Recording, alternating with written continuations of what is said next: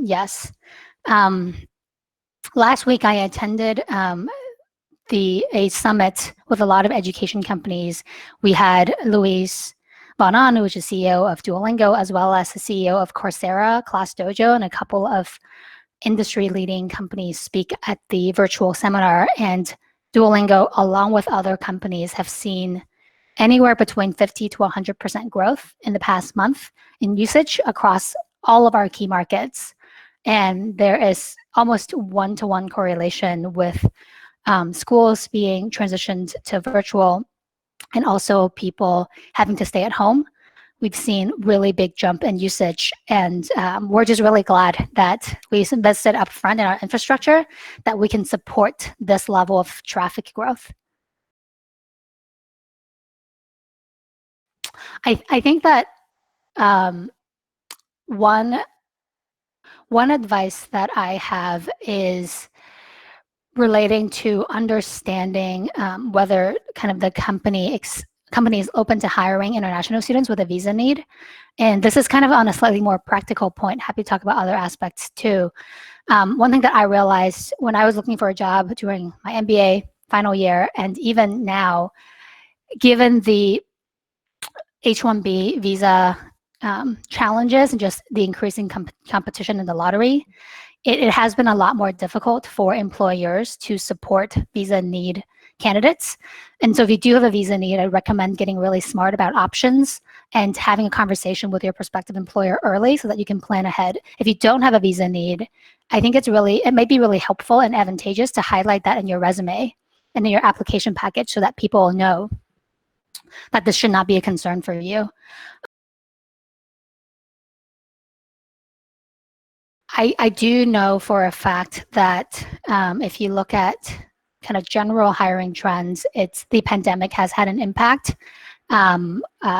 Some people who I know some MBA students who I know who have internships lined up for the summer has unfortunately gotten their internship programs canceled. At Duolingo, we've decided to keep our internship program entirely, but we've also decided that most likely the first month of that summer internship will be virtual.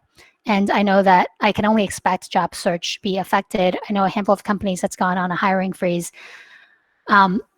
During this time, I think one advice I have is for you guys to think about ways to get involved in companies and get hands-on experience without making it a formal internship. As an example, I have worked with a handful of students, a lot of MBA students currently on projects on kind of a part-time basis. It's not entirely a full-time internship, but that's been one way for students to get involved with companies. And so another way is to think about projects you can do right now to get smarter on specific industries and areas that you're interested in. And so I think what I would like to share is I would say objectively, there may be some challenges during this time, and it's industry-wide, and I think looking back, your future employers will understand some of these changes during this unusual time. But I also encourage you to try different things in creative ways to get more involved in industries and roles you're interested in.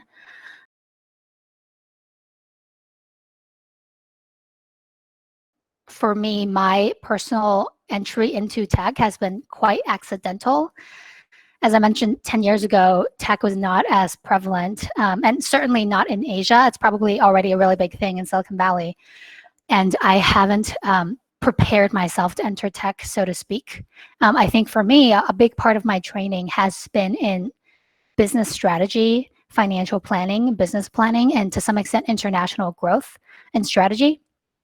And for Duolingo and for a lot of tech companies like Duolingo, there are traditional roles like software engineering or product management that I do think require a proper tech training. And if you're interested in those types of roles, I think having your hard skills, really having training and investing into training those hard skills and getting experience is really important.